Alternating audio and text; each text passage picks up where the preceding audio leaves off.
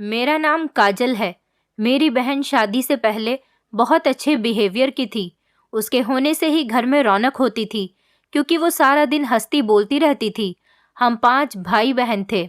मेरे mummy papa के लिए तो हम पांचों भाई बहन बराबर थे, लेकिन हमारी दादी हमेशा मेरे मम्मी पापा को यह एहसास दिलाती थी कि बेटियां तो माता पिता के लिए बोझ होती हैं। असल अहमियत तो बेटों को देनी चाहिए, जो पीढ़ी को आगे बढ़ाते हैं और पैसे भी ढेर सारे कमाकर लेकर आते हैं। मेरी दादी मेरे माता पिता के दिमाग में बेटे और बेटियों में फर्क करना डालती रहती थी, क्योंकि मेरी दादी की भी कोई बेटी नहीं थी। उन्होंने 4 बेटों को जन्म दिया था और हम 4 बहनें थीं और हमारा एक ही भाई था। मेरी दादी हमारे भाई से बहुत प्यार करती थी और हम बहनों को तो वो मुंह तक नहीं लगाती थी।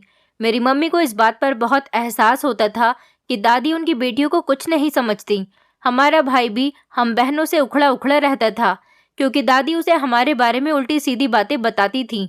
फिर एक दिन ऐसा हुआ कि मेरे माता पिता के दिमाग में भी हम बहनों के लिए गलत बातें आ गईं। उन्होंने भी हमें बोझ समझ लिया था और वो हमें जल्द से जल्द अपने सर से उतारना चाहते थे। वो जल्दी ही हमारी शादियां करना चाहते थे। मेरे मम्मी पापा बस यही सोचते थे कि उनकी 4 बेटियां हैं और सबसे छोटा एक ही बेटा है। इस वजह से उनके सर पर बहुत बड़ा बोझ है, जिन्हें वो हर हाल में ही अपने सर से उतारना चाहते थे। अभी मेरी बड़ी दीदी 18 साल की हुई थी जब मेरे मम्मी पापा को उसकी शादी की फिक्र हो गई।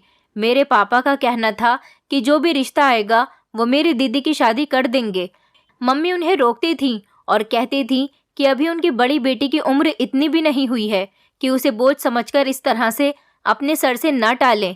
मगर पापा मम्मी की बात नहीं सुनते थे। पापा का बस ये कहना था कि बेटियों को जितनी जल्दी हो सके उनके घर का कर देना चाहिए। फिर मुझे अपने बेटे की परवरिश पर भी तो ध्यान देना है। इन बेटियों की वजह से मेरे बेटे की कोई चाहत पूरी नहीं हो पाएगी। पापा की ये बात सुनकर हमें बहुत अफसोस हुआ था, मगर उन्हें इतनी भी जल्दी करने की कोई ज़रूरत नहीं थी। ये बात पापा को समझ नहीं आती थी। मेरी दीदी के लिए कहीं से कोई रिश्ता नहीं आ रहा था और यही बात मेरे पापा को खल रही थी। मम्मी पापा को समझाती रहती थी कि वो थोड़ा और सब्र करें। जब मेरी बहन की किस्मत में लिखा होगा तब उसका रिश्ता हो जाएगा। पापा को न जाने किस बात की जल्दी थी। वो जल्द से जल्द हम चारों बहनों को हमारे घर का कर देना चाहते थे। मम्मी पापा को ज्यादा रोकती टोकती तो पापा मम्मी को डांट दिया करते थे। इस बात पर मम्मी खामोश हो जाती थी और उनको कहते थे कि तुम्हें बस अपनी बेटियों की ही फिक्र रहती है, कभी बेटे की भी फिक्र करो।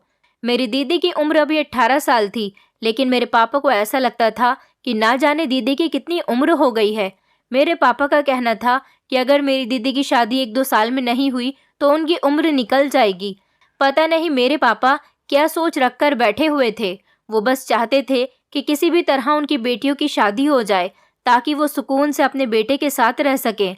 दादी तो हर टाइम पापा को भड़काती रहती थी और यही कहती थी कि जल्द से जल्द अपनी बेटियों को इस घर से विदा करो और अपने बेटे पर ध्यान दो। बड़े होने के बाद यही तुम्हारा नाम रोशन करेगा। जिंदगी मौत का कोई भरोसा नहीं है। अगर तुम्हें कुछ हो गया तो तुम्हारी बेटियों की सारी जिम्मेदारी तुम्हारे इस छोटे से बेटे पे आ जाएगी। और बेटियों का क्या है, ये तो दहेज लेकर अपनी ससुराल को चली जाएंगी। बस यही सोचकर मेरे पापा को हमारी शादी की बहुत जल्दी थी। पापा मम्मी से यही कहने लगे थे कि वो हम लोगों के रिश्ते देखने के लिए कुछ लोगों से बात करें। हम 2 बहनें सबसे बड़ी थी। मैं अपनी दीदी से 2 साल छोटी थी। मेरे पापा मेरा और मेरी दीदी का रिश्ता करने की बात कर रहे थे, क्योंकि वो हम दोनों की शादी एक साथ करना चाहते थे। उसके 1 साल बाद उनका कहना था कि वो मेरी दोनों छोटी बहनों की भी शादी कर देंगे। लेकिन मेरी मम्मी इस बात से बहुत खिलाफ थी। मम्मी नहीं चाहती थी कि इतनी कम उम्र में उनकी बेटियों की शादी हो जाए। लेकिन इस घर में तो सिर्फ पापा और दादी की ही चलती थी। मम्मी की बात की तो कोई वैल्यू ही नहीं थी। हमेशा मेरी मम्मी को गरीब घर के होने की ताने दिए जाते थे, क्योंकि मेरे पापा का कारोबार अच्छा था और मेरी मम्मी गरीब परिवार से आई हुई थी। तब से लेकर आज तक मेरी मम्मी इस ताने को बर्दाश्त कर रही थी। हम लोगों ने आज तक कभी भी मम्मी को खुश होते हुए नहीं देखा था। हमेशा ही दादी और पापा की ज़बान पर उनके लिए ताने ही होते थे। पापा तो अपनी बेटियों से ज़्यादा बातचीत नहीं करते थे, लेकिन दादी हमें बातें सुनाने में कोई कसर नहीं छोड़ती थी और हमारे भाई को सीने से लगाकर रखती थी। मेरी मम्मी दादी का बहुत ख्याल रखने की कोशिश करती थी, मगर इस घर में कभी भी मेरी मम्मी को किसी तरह की इज्जत नहीं दी गई और यही हाल हम चारों बहनों का भी था। इस बात पर हम बहनों का दिल बहुत दुखता था, मगर दादी और पापा के सामने किसी की भी बोलने की हिम्मत नहीं होती थी। हम सब पापा और दादी से बहुत डरते थे क्योंकि वो लोग किसी का भी लिहाज नहीं करते थे। दादी तो हम बहनों पर हाथ भी उठा लिया करती थी। हर टाइम वो हमें कोसती रहती थी कि हम बेटियां क्यों पैदा हो गए। दादी को लगता था कि इसमें हमारी और हमारी मम्मी की ही गलती है। वो हमेशा यही कहती थी कि अगर 4-4 बेटियां पैदा हुई हैं तो इसमें मेरी मम्मी की ही गलती है और बेटा सिर्फ एक ही पैदा किया है। मेरी मम्मी हमेशा रोती रहती थी कि हम 4 बेटियां क्यों पैदा हो गईं। एक बेटा पैदा करने के बाद भी इस घर में मेरी मम्मी की कोई वैल्यू नहीं थी। मगर अब कुछ नहीं हो सकता था। भगवान ने नाम चलाने के लिए एक बेटा तो दे ही दिया था, लेकिन दादी और पापा इस बात को बिल्कुल नहीं समझते थे। मम्मी ने पंडित जी से मेरे और दीदी के रिश्ते ढूंढने की बात की थी। कुछ समय के बाद पंडित जी हमारे घर पर एक रिश्ता लेकर आए थे। ये रिश्ता मेरी मम्मी को ठीक नहीं लगा था, इसलिए मेरी मम्मी इस रिश्ते के खिलाफ थी। मगर पापा ने मम्मी से मना कर दिया था कि वो इस मामले में कुछ भी ना बोले। जो भी फैसला होगा वो पापा और दादी खुद कर लेंगे। जो रिश्ता पंडित जी लेकर आए थे, मेरे पापा ने पंडित जी से बिना कुछ पूछे रिश्ते वालों को घर बुला लिया था। उनका कहना था कि हम जितना छानबीन करेंगे उतना ही हमें रिश्ते तलाश करने में दिक्कत आएगी। फिर लड़के वाले हमारे घर मेरी बहन को देखने के लिए आ गए थे। उस दिन मेरी मम्मी ने बहुत अच्छी तैयारी की थी। हालांकि मेरे पापा फिजूल खर्ची के बहुत खिलाफ थे, मगर ये रिश्ता हाथ से ना निकल जाए इसलिए उन्होंने उन लोगों के लिए दिल खोलकर इंतजाम किया था। क्योंकि कुछ लोग लालची टाइप के होते हैं। अगर उनके सामने खाने पीने की ज़्यादा वैरायटी रखी जाए तो ही इन लोगों को लड़की पसंद आती है, वरना लड़की में 1000 कमियां निकालकर रिश्ते से मना कर देते हैं। इसलिए पापा चाहते थे कि वो लोग पहली बार में ही उनकी बेटी को पसंद कर लें। मगर ये सब तो भाग्य के खेल होते हैं। पूरे हफ्ते बहुत दिल लगाकर इन लोगों के आने की तैयारी की गई थी। पैसा भी पानी की तरह बहाया गया था। जबकि हमें किसी भी चीज़ की ज़रूरत होती थी तो उसके लिए हमें पापा से पहले कई बार रिक्वेस्ट करनी पड़ती थी, तब जाकर हमें वो चीज़ मिलती थी। हालांकि हमारे भाई को एक बार के कहने पर ही सब कुछ हासिल हो जाता था क्योंकि वो बेटा था। मगर अब जब हमारे रिश्तों की बारी आई थी तो पापा और दादी हमें घर से निकालने के लिए पैसा पानी की तरह बहा रहे थे। इन कामों के लिए तो उनका दिल नहीं दुख रहा था, मगर उन्हें इस तरह से पैसा खर्च करते हुए देखकर हम लोग बहुत दुखी हो रहे थे। हमें यहाँ ज़रूरत की चीज़ों के लिए भी परेशानी का सामना करना पड़ता था, मगर हमें घर से निकालने के मामले में खूब पैसे खर्च हो रहे थे। फिर भी इन लड़के वालों को मेरी दीदी पसंद नहीं आई थी क्योंकि उनकी नज़र में उनका बेटा किसी हीरो से कम नहीं था और उन्हें अपने हीरो बेटे के लिए कोई हीरोइन टाइप जैसी ही लड़की चाहिए थी और मेरी बहन उनकी पसंद के मुताबिक नहीं थी। इन लोगों को मेरी दीदी के रंग रूप में हज़ारों कमियां नज़र आई थी। इन लोगों की नज़र में मेरी दीदी का रंग सांवला था और मेरी दीदी की हाइट भी कम लगी थी। बस इसी वजह से उन्होंने मेरी दीदी के रंग रूप में हज़ारों कमियां निकालकर रिश्ते से इनकार कर दिया और जितना भी खाना मेरी मम्मी ने उन लोगों के लिए बनाया था वो सब पूरी तरह से चट कर गए थे। उन लोगों की इस हरकत ने मेरी दीदी का बहुत दिल दुखा दिया था। उन लोगों के जाने के बाद मेरी दीदी बहुत रोई थी क्योंकि लड़के की माँ ने मेरी दीदी के मुंह पर ही उनकी कमियां निकाल दी थी।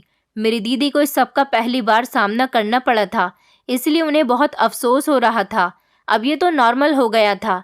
हर हफ्ते पंडित जी हमारे यहाँ पर कोई ना कोई रिश्ता लेकर आ जाते थे और वो लोग हमारे यहाँ से खूब खा पी कर मेरी बहन के अंदर कमियां निकालकर रिश्ते से इनकार कर जाते थे।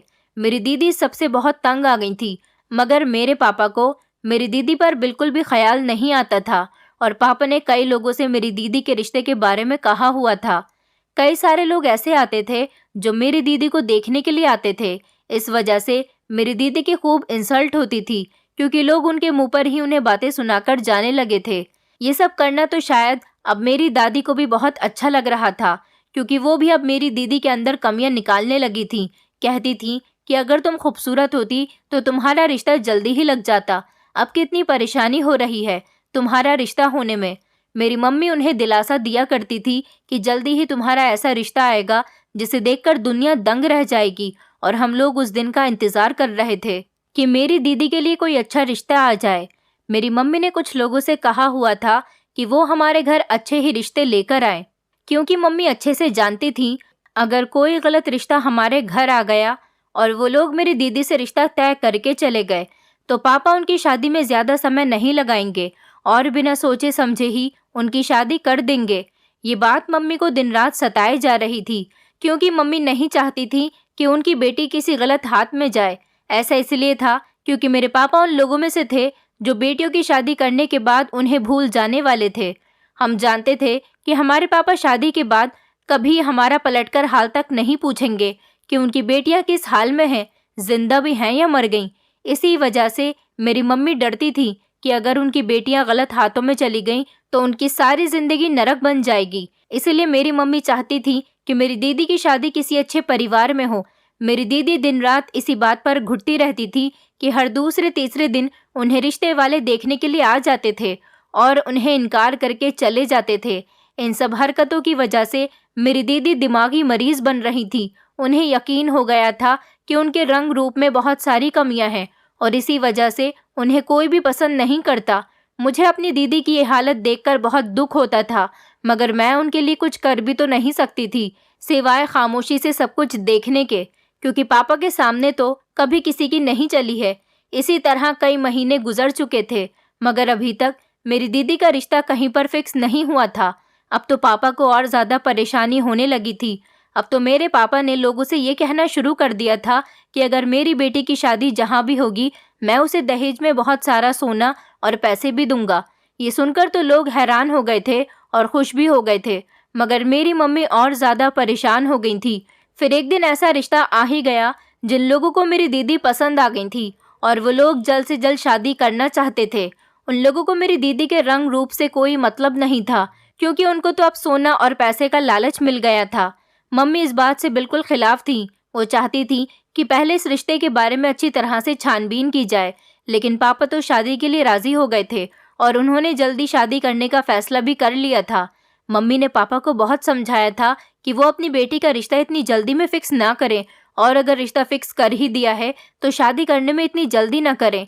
मगर पापा तो पहले से ही मम्मी की नहीं सुनते थे जो अब सुनते। पापा ने फौरन ही लड़के वालों को हाँ कर दी थी और शादी की डेट भी फिक्स कर दी थी। मेरी दीदी की शादी की तैयारियां शुरू हो गई थी, मगर पता नहीं क्यों मेरी दीदी शादी के नाम पर बिल्कुल ही खामोश हो गई थी। एक तो पापा उनकी शादी करने में बहुत जल्दी कर रहे थे, ऊपर से उन्होंने लड़के के बारे में कोई इन्फॉर्मेशन भी नहीं निकाली थी। वो बस अपनी बेटियों का बोझ अपने सर से उतार देना चाहते थे। जैसे जैसे मेरी बहन की शादी के दिन करीब आ रहे थे, वो और ज़्यादा दुखी रहने लगी थी। पहले जिसकी हंसी पूरे घर में गूंजती थी, अब वो बिल्कुल ही खामोश हो गई थी। इसी तरह जैसे वो ये शादी करना ही नहीं चाहती थी, मगर पापा ज़बरदस्ती उसकी शादी करवा रहे थे। मेरी दीदी आगे पढ़ना चाहती थी और अपने ज़िंदगी में कुछ बनना चाहती थी, मगर पापा की जल्दबाजी ने उनके सारे सपने तोड़कर रख दिए थे। उन्हें इतना भी टाइम नहीं दिया था कि वो अपनी पढ़ाई पूरी कर सके, और इसी वजह से वो इस शादी से खुश नहीं थी। और पापा तो ऐसा बिल्कुल नहीं चाहते थे कि उनकी बेटियों से उनकी मर्जी पूछी जाए। इसीलिए पापा ने मेरी दीदी से भी उनकी मर्जी पूछना ज़रूरी नहीं समझा था और उनकी शादी फिक्स कर दी थी। अपनी शादी वाले दिन वो मेरे गले से लगकर फूट फूट कर रोई थी। उनका दर्द मुझे महसूस हो रहा था, मगर मैं कुछ कर भी नहीं सकती थी। मैंने तो उस समय खुद को बहुत बेबस महसूस किया था। मेरी दीदी रोते हुए अपने ससुराल को विदा हो गई थी। मेरी दीदी शादी के बाद अपने ससुराल गई तो मुझे उनकी याद दिन रात सताती थी, क्योंकि मेरी दोनों छोटी बहनें एक साथ रहती थी और हम दोनों बड़ी बहनें हर काम एक साथ किया करते थे। वो मेरी दीदी होने के साथ साथ मेरी एक अच्छी दोस्त भी थी। मेरी दीदी शादी के बाद और भी ज़्यादा डरी सहमी रहने लगी थी। मैं समझ रही थी कि वो शादी के बाद बिल्कुल ठीक हो जाएंगी, मगर ये सोच मेरी गलत थी। वो तो शादी के बाद और ज़्यादा डरी डरी सी रहती थी। वो हमारे घर भी बहुत कम आती थी। मम्मी उन्हें बुला बुलाकर थक जाती थी। कई बार बुलाने के बाद वो हमारे घर पर आती थी, और जब भी आती तो एक कोने में खामोशी से जाकर बैठ जाती थी और ना ही हमारी बातों का कोई जवाब दिया करती थी। वो अपनी तरफ से तो कोई बात करती ही नहीं थी। उनकी ये हालत देखकर हम लोग बहुत ज़्यादा परेशान थे। हम उनसे पूछते भी थे कि अगर आपको कोई परेशानी है तो आप हमें बताओ, लेकिन वो हमें कुछ भी नहीं बताती थी, बस खामोश बैठी रहती थी। कभी कभी ऐसा लगता था जैसे वो किसी बहुत गहरी सोच में डूबी हुई हैं, मगर मेरी तो कुछ समझ ही नहीं आता था। पहले तो वो कभी कभी हमारे घर आ जाती थी, मगर वक्त के साथ साथ उन्होंने हमारे घर पर आना जाना बहुत कम कर दिया था। हालांकि उनका पति बहुत अच्छा इंसान था। जब भी वो हमारे घर आते थे, हम सब के साथ बहुत अच्छा बिहेव करते थे। मम्मी पापा की भी बहुत इज्जत करते थे और हम बहन भाई के साथ भी अच्छी तरह से पेश आते थे। और जब भी हमारे घर आते थे तो वो हमारे लिए गिफ्ट्स भी लेकर आते थे। हम उनसे मना भी करते थे कि वो ये सब ना किया करें, लेकिन वो हमारी कोई बात नहीं सुनते थे। तो हम लोग उनके प्यार और उनके अच्छे बिहेवियर के आगे मजबूर हो जाते थे। मगर मुझे लगता था जैसे मेरी दीदी को ये सब कुछ पसंद नहीं आता। वो जब भी हमारे घर अपने पति के साथ आई थी, उनके चेहरे का रंग बदल जाता था और उनकी तबीयत भी अजीब अजीब सी लगती थी। हम लोग उनके इस बिहेवियर की वजह पूछ पूछ कर थक चुके थे, मगर वो तो हमें कुछ बताती ही नहीं थी। ऐसा लगता था जैसे वो हमसे कुछ छुपा रही है और हमें कुछ भी नहीं बताना चाहती। मेरी दीदी के इस बिहेवियर ने हम सब लोगों को परेशानी में डाल दिया था। हालांकि उनका पति बहुत अच्छा था और उनका बहुत ज़्यादा ख्याल रखने की कोशिश करता था और ये सब कुछ हमें साफ साफ नज़र भी आता था, मगर मेरी दीदी फिर भी अपने पति से दूर दूर रहती थी।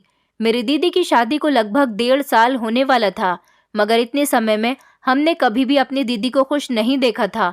वो जब भी हमारे घर आई थी हमेशा बुझी सी होती थी। ऐसा लगता था जैसे कोई बात उन्हें अंदर ही अंदर खाए जा रही है। एक दिन मेरी दीदी हमारे घर पर आई। उस दिन मैंने उनसे बात करने का फैसला कर लिया था। मैं जानना चाहती थी कि मेरी दीदी की इस हालत की वजह क्या है, मगर उनके मुंह से तो कोई बात भी निकलवानी कोई आसान काम नहीं था। मेरी दीदी हमारे घर आई तो हमेशा की तरह बिल्कुल खामोश बैठी हुई थी। मैंने उनसे पूछा कि आप शादी के बाद इतनी खामोश क्यों रहने लगी हो। मेरा सवाल सुनकर उन्होंने मेरी तरफ देखा और कहने लगी, ऐसी कोई बात नहीं है, मैं बिल्कुल ठीक हूँ। ये कहकर उन्होंने मुझसे अपनी नज़रें चुरा ली कि कहीं मैं उनकी आंखों से ही उनका झूठ ना पकड़ लूं। मैंने उनसे कहा, आपको मुझसे झूठ बोलने की कोई ज़रूरत नहीं है, मैं बस आपके मुंह से सच सुनना चाहती हूँ। मेरी ये बात सुनकर वो बुरी तरह से रोने लगी और ना जाने कितनी देर तक वो रोती ही रहीं। मुझे उनका इस तरह से रोना बिल्कुल भी नहीं देखा जा रहा था। उन्हें इस हाल में देखकर मुझे बहुत दुख हो रहा था। जब वो रोकर खामोश हो गई और उनका दिल कुछ हल्का हो गया तो उन्होंने मुझसे कहा कि मेरा पति अच्छा इंसान नहीं है। उनके मुंह से ये बात सुनकर मैं कुछ पल के लिए शॉक्ड रह गई थी। मुझे समझ नहीं आया कि दीदी क्या कह रही है, मगर बस मैं खामोशी से उनकी बात सुन रही थी।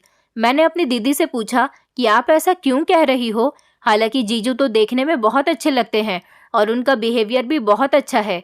ये सुनकर मेरी दीदी के चेहरे का रंग बदल गया। उन्होंने मुझसे कहा, वो इंसान तुम लोगों को जैसा दिखता है वैसा बिल्कुल भी नहीं है। वो बाहर से कुछ और अंदर से कुछ और है। कोई भी उसे देखकर यकीन नहीं कर सकता कि वो ऐसा इंसान होगा। मेरी दीदी ये सब कहते हुए कांप रही थी, जैसे उनसे अब कुछ बर्दाश्त ना हो रहा हो। हो सकता है कि उनकी बर्दाश्त की हद पार हो गई हो, तभी तो आज वो रो रो कर सब कुछ बता रही थी। मगर उन्हें इस हालत में देखकर मुझे बहुत तरस आया। मैं सोचने लगी कि मेरी दीदी क्या थी और क्या हो गई। अभी मैं उनसे कुछ और सवाल पूछती कि इतनी ही देर में मेरी छोटी बहन ने आकर बताया कि मेरी दीदी का पति उन्हें लेने के लिए आ गया है। ये सुनकर वो घबराकर खड़ी हो गई थी, जैसे उन्हें ये बात बिल्कुल भी पसंद नहीं आई हो। वो जल्दी से कमरे से निकलकर चली गई। आज ही तो वो मुझे इतनी मुश्किल से सब कुछ बताने के लिए तैयार हुई थी, मगर आज भी किस्मत ने मेरा साथ नहीं दिया। मेरी दीदी अपने ससुराल चली गई और उन्होंने अपने पति को हमारे घर बैठने भी नहीं दिया। और वैसे भी जब से उनकी शादी हुई थी वो अपने पति को हमारे घर आने ही नहीं देती थी। मम्मी ने उन्हें कई बार समझाया था कि वो अपने पति को साथ लेकर आया करे, मगर वो ये बात समझती ही नहीं थी। उन्हें बिल्कुल भी पसंद नहीं था कि उनके पति हमारे घर आया करे। उनका ये बिहेवियर भी हमारी समझ नहीं आ रहा था। एक दिन मम्मी ने खास तौर पर दीदी और जीजू को इनवाइट किया, मगर दीदी ने मम्मी को इनविटेशन देने से पहले ही साफ इनकार कर दिया कि वो अपने पति को लेकर हमारे घर नहीं आएंगी। उनकी ये बात सुनकर मम्मी को बहुत गुस्सा आया था। मम्मी ने उन्हें बहुत डांट लगाई थी और बहुत सी बातें भी सुनाई थी कि वो ऐसी हरकतें क्यों करती है। मम्मी को लगता था कि मेरी दीदी को अपने पति की इज्जत करनी नहीं आती। मम्मी उन्हें बहुत समझाती थी कि अपने पति की इज्जत किया करो, मगर मम्मी की सारी ही बातें दीदी एक कान से सुनकर दूसरे कान से निकाल दिया करती थी और अपनी इसी बात पर कायम रहती थी कि वो अपने पति को हमारे घर पर नहीं आने देंगी। मम्मी उनकी इस हरकत से बहुत तंग आ चुकी थी, क्योंकि उनकी शादी को 1.5 साल गुजर चुका था, मगर आज तक वो कभी भी अपने पति को खुशी से हमारे घर नहीं लेकर आई थी। और अगर कभी उनके पति हमारे घर आ भी जाते तो वो सुकून से अपने पति को 1 मिनट के लिए भी बैठने नहीं देती थी और अपने पति को लेकर फौरन ही हमारे घर से चली जाया करती थी। मम्मी उन्हें लाख रोकती रह जाती कि कम से कम खाना तो खाकर जाया करो, मगर वो मम्मी की कोई बात सुनती ही नहीं थी। मम्मी अपनी बेटी की इस हरकत से अपने दामाद के सामने बहुत शर्मिंदा होती थी, क्योंकि शादी के बाद बस 1 या 2 बार ही उनके पति ने हमारे घर पर खाना खाया था। इसके बाद से कभी भी मेरी दीदी ने अपने पति को हमारे घर में रुकने ही नहीं दिया था। हमें उनके इस बिहेवियर की समझ बिल्कुल भी नहीं आती थी। उनका ये बिहेवियर हम सबकी समझ से बिल्कुल ही बाहर था। हालांकि मेरी दीदी शादी से पहले ऐसी बिल्कुल भी नहीं थी। वो बहुत समझदार लड़की थी और हर काम को खुशी खुशी किया करती थी। मगर शादी के बाद पता नहीं क्यों उनको क्या हो गया था, उनकी ये बात हमारी समझ में नहीं आती थी। कुछ समय के बाद ही मेरी दीदी की तबीयत बहुत ज़्यादा ख़राब हो गई। मम्मी उनसे कहती थी कि वो कुछ दिन हमारे घर आराम करने के लिए आ जाएं, मगर वो लगातार मम्मी को इनकार कर देती थी। मम्मी ने दीदी से भी कहा कि जब तक उनकी तबीयत ठीक नहीं है तब तक वो मुझे उनके घर भेज देंगी, ताकि मैं उनका ख्याल रख सकूं। लेकिन इस बात पर तो दीदी मम्मी से बहुत ही झगड़ने लगी थी और उन्होंने साफ इनकार कर दिया था कि मैं उनके घर नहीं जाऊं। उनके मुंह से साफ साफ इनकार सुनकर मम्मी बहुत हैरान हुई थी, क्योंकि उनकी तबीयत इतनी ख़राब थी कि उनकी आवाज़ भी ठीक से नहीं निकल रही थी। मगर वो लगातार इस बात से इनकार कर रही थी कि वो मुझे अपने घर कभी नहीं बुलाएंगी। और इधर मेरी मम्मी को यही फिक्र सता रही थी कि अकेले घर में मेरी दीदी कैसे रहेगी, क्योंकि मेरी दीदी की सास अपने बड़े बेटे के साथ रहती थी और दीदी अपने पति के साथ अपने घर में अलग रहती थी। और इन दिनों उनकी तबीयत ख़राब चल रही थी, फिर भी वो अपने घर में अकेली ही थी। और ये बात मम्मी को बिल्कुल भी अच्छी नहीं लग रही थी, क्योंकि उन्हें अपनी बेटी की फिक्र सता रही थी। मम्मी ये बात अच्छे से जानती थी कि जब दीदी की तबीयत ख़राब होती है तो वो बहुत कमज़ोर हो जाती है और उनकी हालत बहुत बिगड़ जाती है। मगर दीदी तो मम्मी की कोई बात सुनने को तैयार ही नहीं थी। ना तो वो हमारे घर आ रही थी और ना ही मुझे अपने घर बुला रही थी। कई दिन तक उनकी तबीयत ख़राब रही और वो बिस्तर पर पड़ी रहीं। फिर कुछ दिन बाद मम्मी ने उनसे पूछे बिना मुझे उनके घर भेज दिया, ताकि मैं उनकी सेवा कर सकूं और उनका ध्यान रख सकूं। इसलिए मम्मी ने उन्हें बताए बिना ही मुझे उनके घर भेज दिया था, क्योंकि मम्मी जानती थी कि अगर उन्होंने दीदी को इस बारे में बता दिया कि मैं उनके घर जा रही हूँ तो वो साफ साफ मना कर देंगी, मम्मी से नाराज़ हो जाएंगी और कभी मुझे अपने घर नहीं आने देंगी। इसलिए मम्मी ने मुझे उनके घर भेज दिया। मैं जब उनके घर गई तो उस समय उनके घर में कोई भी नहीं था। मैं उन्हें बिना बताए ही घर में आ गई थी। मैं काफ़ी देर तक उनके घर के बाहर ही खड़ी रही और बाहर से ही खड़े होकर मैंने अपनी दीदी को कई बार कॉल की थी कि वो दरवाज़ा खोल दें, मगर वो कॉल रिसीव ही नहीं कर रही थी। अब मुझे यहाँ आकर पछतावा होने लगा था कि क्यों मैं उन्हें बिना बताए ही उनके घर आ गई। मुझे मम्मी पर भी गुस्सा आ रहा था कि उन्होंने दीदी को बताए बिना ही मुझे यहाँ पर भेज दिया। अभी मैं सोच ही रही थी कि मुझे क्या करना चाहिए, तभी अचानक उनके घर का दरवाज़ा खुला और सामने ही मेरी दीदी के पति खड़े हुए थे। मैंने सुकून का सांस लिया कि अच्छा हुआ दीदी घर पर ही है। मुझे देखकर मेरे जीजू के चेहरे पर खुशी फैल गई। उन्होंने बड़ी खुशी खुशी मेरा स्वागत किया और मुझे घर के अंदर आने का रास्ता दिया। मैं जैसे ही घर के अंदर आई तो पूरे घर में सन्नाटा छाया हुआ था। ऐसा लग रहा था कि घर में जीजू के सिवा कोई है ही नहीं। मैंने हैरानी से पूरे घर में देखा, मुझे कहीं पर भी दीदी नज़र नहीं आ रही थी। और जब जीजू घर पर थे तो फिर दीदी कहाँ पर गई थी, ये बात मुझे समझ नहीं आई। मैंने अपने जीजू से पूछा कि क्या घर में कोई नहीं है, दीदी कहाँ पर हैं? जीजू कहने लगे कि तुम्हारी दीदी अभी थोड़ी देर में आएंगी। मैंने हैरानी से जीजू की तरफ देखा। मैंने कहा लेकिन वो कहाँ गई हैं, उनकी तो तबीयत ठीक नहीं है। उन्होंने कहा कि मुझे क्या पता तुम्हारी दीदी कहाँ गई है, वो मेरी बात सुनती ही कहाँ है। ये बात सुनकर तो मैंने जीजू की तरफ हैरानी से देखा था। मेरी दीदी की तबीयत इतनी ख़राब है और जीजू घर में हैं, उन्हें ध्यान रखना चाहिए था कि वो कहाँ पर गई हैं। मुझे अपने जीजू पर बहुत गुस्सा आ रहा था। हम सबको यही लगता था कि वो मेरी दीदी का बहुत ख्याल रखते हैं, मगर यहाँ तो मामला ही पलटा हुआ था, क्योंकि दीदी की तबीयत इतनी ख़राब थी और जीजू को कुछ पता ही नहीं था। जीजू अजीब तरह से रिएक्ट कर रहे थे। उन्हें देखकर मुझे लग रहा था कि दीदी उस दिन जो मुझे बात बता रही थी वो सब कुछ सच था। शायद वो मुझसे अपने पति के बारे में सही कह रही थी। मैंने जीजू से कहा जब दीदी आ जाएंगी तब मैं आ जाऊंगी। मेरी बात सुनकर जीजू के चेहरे का रंग बदल गया था। उन्होंने मुझसे कहा कि अरे यहाँ से जाने की इतनी भी क्या जल्दी है, तुम्हारी दीदी आ जाएगी और वैसे भी उसका तो ये रोज़ का काम है। मैंने हैरानी से उनके चेहरे पर देखा था। उनके चेहरे पर एक अजीब सी मुस्कुराहट छाई हुई थी। फिर मैंने अपने गुस्से को कंट्रोल किया और पलटकर वहाँ से आने लगी थी, तभी जीजू ने मेरा हाथ पकड़ लिया और मुझे सोफे पर बैठा दिया। कहने लगे, बैठो तो सही, अभी तो हम दोनों को बहुत सारी बातें करनी है। उनके इस तरह से हाथ पकड़ने पर मुझे बहुत गुस्सा आया था। मुझे उनकी ये हरकत बिल्कुल पसंद नहीं आई थी, क्योंकि हम लोग घर में बिल्कुल अकेले थे और वो मुझे टच करने की कोशिश कर रहे थे। मगर मैं अपनी जगह पर बैठकर सोचने लगी कि अब क्या करूं, दीदी तो घर पर मौजूद नहीं है। मैं सोच ही रही थी, तभी जीजू ने जबरदस्ती मेरा हाथ पकड़ लिया। मैं उनकी इस हरकत पर बरस पड़ी थी। मैंने उनसे कहा, आप बार बार मुझे छूने की कोशिश क्यों कर रहे हो? तभी उन्होंने मेरे दोनों हाथ पकड़ लिए और मुझे मजबूती से पकड़ लिया। मैं चिल्लाने की कोशिश कर रही थी और कह रही थी कि आप ये क्या कर रहे हो? उन्होंने कहा कि मैं कई दिनों से तुम्हारी तलाश में था, आज मेरा मकसद पूरा हो गया। जीजू ने मुझे बहुत मजबूती से पकड़ा हुआ था। मैं खुद को उनसे छुड़ाने की कोशिश कर रही थी, पर मेरी कोशिश नाकाम रही। उन्होंने अपनी जेब से मोबाइल निकाला और किसी को कॉल करके कहने लगे कि जल्दी से गाड़ी लेकर आ जाओ, मैं एक और लड़की को लेकर आ रहा हूँ। तब तक उन्होंने मेरे हाथ बांध दिए थे। मैं अपनी जगह से हिल भी नहीं पा रही थी। मेरी आंखों से आंसू बह रहे थे। आज मुझे एहसास हो रहा था कि ये इंसान बहुत घटिया इंसान है। मेरी दीदी मुझे इसके बारे में सब कुछ सच ही बता रही थी। 10 मिनट बाद एक गाड़ी आई। जीजू ने मेरे मुंह पर पट्टी बांध दी और मुझे जबरदस्ती गाड़ी में बैठा दिया।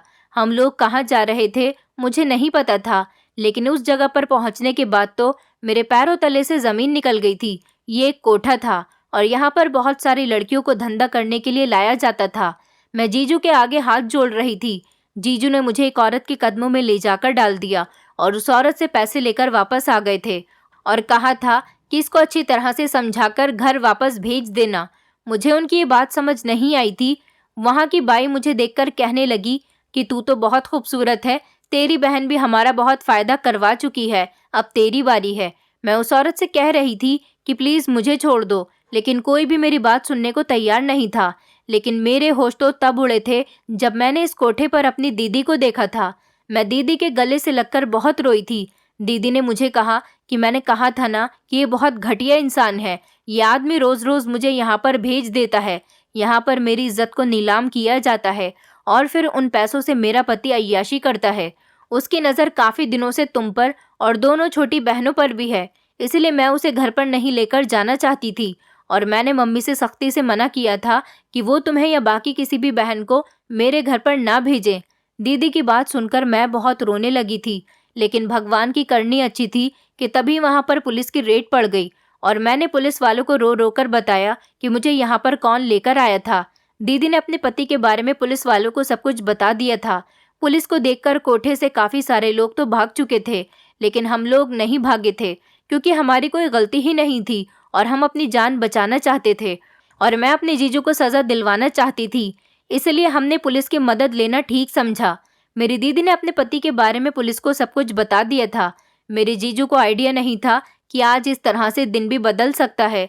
दीदी पुलिस को लेकर अपने घर चली गई थी। दीदी की बात सुनकर पुलिस वालों ने मेरे जीजू को अरेस्ट कर लिया था और उनकी इतनी पिटाई लगाई थी कि उन्होंने अपनी गलती खुद एक्सेप्ट कर ली थी। मेरी दीदी न जाने कब से इस अत्याचार को बर्दाश्त करती आ रही थी, क्योंकि वो बहुत घटिया इंसान था। अपनी ही पत्नी को धंधा करने के लिए कोठे पर लेकर जाता था और ना जाने किन किन लड़कियों को कोठे पर ले जाकर बेचता था। उसका यही काम था। उसकी नज़र काफ़ी दिनों से मुझ पर पड़ी हुई थी और वो दीदी से जिद कर रहा था कि अपनी बहन को भी इस काम में शामिल कर लो, लेकिन मेरी दीदी उस आदमी से मजबूर थी, इस वजह से इस काम को कर रही थी क्योंकि वो उनसे ज़बरदस्ती करता था। पर दीदी इस बात से बिल्कुल भी राज़ी नहीं थी कि जिस तकलीफ़ से वो गुजर रही है वैसी ही तकलीफ़ उनकी बहन भी बर्दाश्त करे, इसलिए उन्होंने साफ इनकार कर दिया था, जिस पर उनका पति उन्हें रोज़ मारता पीटता था, जिसकी वजह से मेरी दीदी बीमार रहने लगी थी। हम दोनों बहनें घर आ गए थे। हम दोनों की ऐसी उजड़ी हुई हालत जब घर वालों ने देखी तो हमसे सवाल जवाब करने लगे थे। मैंने रोते हुए पापा, दादी और मम्मी को सब कुछ बता दिया था। ये सारी बात सुनकर पापा बहुत शर्मिंदा हुए थे, क्योंकि ये सब कुछ उनकी ही जल्दबाजी का नतीजा था। उनकी एक बेटी की तो इज्जत नीलाम हो चुकी थी, लेकिन दूसरी बेटी की इज्जत भी आज खराब होने जा रही थी, जो कि किसी कारण बच गई थी। मैंने पापा से कहा था कि हमें ऐसे पिता की ज़रूरत नहीं है जो हमें बोझ समझता हो और हमें किसी भी ऐसे इंसान के हवाले कर दे जिसे हमारी इज्जत की क्या, हमारी जान की भी कोई परवाह ही न हो। हम चारों बहनों ने फैसला किया था कि हम इस घर में नहीं रहेंगे। मेरे पापा बहुत शर्मिंदा हो रहे थे और उन्होंने हम चारों बहनों को रोक लिया था और हमसे माफ़ी मांगी थी कि आइंदा ऐसा कुछ भी नहीं होगा और वो अपनी बेटियों को बेटे समान ही समझेंगे और किसी के साथ भी शादी की जल्दबाजी नहीं की जाएगी। मेरी दीदी की ज़िंदगी तो उजड़ चुकी थी, लेकिन वो बचकर घर आ गई थी, यही बहुत बड़ी बात थी। मेरी दीदी अभी भी खामोश रहती हैं क्योंकि उनकी इज्जत ना जाने कितने लोगों ने हर रात तार तार की है। पर हमें खुशी इस बात की है कि मेरी दीदी हमारे पास सही सलामत है और उस दरिंदे के घर से वापस आ गई। उसको भी सज़ा हो गई और पुलिस ने उसकी वो हालत की है कि वो कभी किसी औरत को परेशान नहीं करेगा। मेरे पापा को अफसोस इस बात का हुआ था कि उन्होंने हमेशा अपनी बेटियों को घर में रखा और उनकी इज्जत की सेफ्टी की, लेकिन ससुराल जाने के बाद उनकी इज्जत खराब करने वाला इंसान कोई और नहीं बल्कि मेरी दीदी का अपना पति ही था, जिसने अपनी पत्नी को पैसे की खातिर धंधा करने पर उतार दिया था और उसके साथ जबरदस्ती करता था, उसे मारता था, पीटता था और उस पर रोजाना अत्याचार करता था। मेरी दीदी अंदर ही अंदर इस गम को बर्दाश्त कर रही थी, लेकिन उन्होंने अपने पापा से इसकी कोई शिकायत नहीं की थी। हालांकि दीदी ने कोई भागकर तो शादी नहीं की थी, वो चाहती तो पापा से अपने पति के बारे में सब कुछ कह सकती थी, लेकिन उन्होंने हर बात को बर्दाश्त किया। मेरी बहन पागल होने की स्टेज तक पहुंच गई थी, मगर भगवान की करनी अच्छी थी कि मेरे साथ साथ मेरी बहन की ज़िंदगी भी बच गई थी। मैं आप लोगों से रिक्वेस्ट करना चाहती हूँ कि कभी भी अपनी बेटियों की शादी आंखें बंद करके ना करें। हमेशा उनके रिश्ते अच्छी तरह से अच्छी जगह तलाश करें और लड़के के फैमिली बैकग्राउंड और लड़के के बारे में सारी पूछताछ करें। ऐसा न हो कि आप अपनी बेटियों को बोझ समझकर अपने घर से विदा कर दें और जहाँ पर वो शादी करके जा रही हैं वहाँ के लोग उन पर अत्याचार करने के साथ साथ उन्हें इस दुनिया से ही न भेज दें। फिर आप लोग भी मेरे पापा की तरह हाथ मलते रह जाएंगे। मेरी दीदी का पति इतना घटिया इंसान था कि वो ना जाने कितनी लड़कियों की ज़िंदगी इस तरह से बर्बाद कर चुका था और उसका यही काम था। वो कोई कामकाज नहीं करता था। वो हर दिन एक नई लड़की को अपनी बातों में फंसाकर कोठे पर ले जाकर बेच दिया करता था, मगर उसे देखकर कोई नहीं कह सकता था कि वो अपनी मीठी मीठी बातों और अच्छे बिहेवियर से लोगों को किस तरह से बेवकूफ़ बनाता है। ऐसे लोगों से सावधान रहिए, सतर्क रहिए और हमेशा अपनी बेटियों की हिफाजत करिए। इस हादसे के बाद मेरे पापा को तो सीख मिल गई है कि बेटियां बेटों से कम नहीं होती। अब हमारी ज़िंदगी बहुत अच्छी गुजर रही है, लेकिन मेरी दीदी ने अभी तक दूसरी शादी नहीं की। उसे तो शादी के नाम से ही अब डर लगने लगा है। पर पापा ने हमें अब विश्वास दिलाया है कि वो हम में से किसी भी बहन के साथ अत्याचार न खुद करेंगे और ना ही अब कभी होने देंगे। एक तरफ हमें खुशी होती है कि हमारे पापा सीधे रास्ते पर आ गए और अपनी बेटियों को स्वीकार कर लिया, लेकिन दूसरी तरफ हमें अफसोस भी होता है कि मेरी दीदी की ज़िंदगी बर्बाद करने के बाद उन्होंने अपनी बेटियों को एक्सेप्ट किया है। दोस्तों, उम्मीद करती हूँ आपको हमारी कहानी पसंद आई होगी। कहानी पसंद आई है तो वीडियो को लाइक करें, चैनल पर नए हैं तो चैनल को सब्सक्राइब करें और हाँ, नोटिफिकेशन बेल को ज़रूर दबाएं ताकि अगली अपडेट सबसे पहले आपको मिले।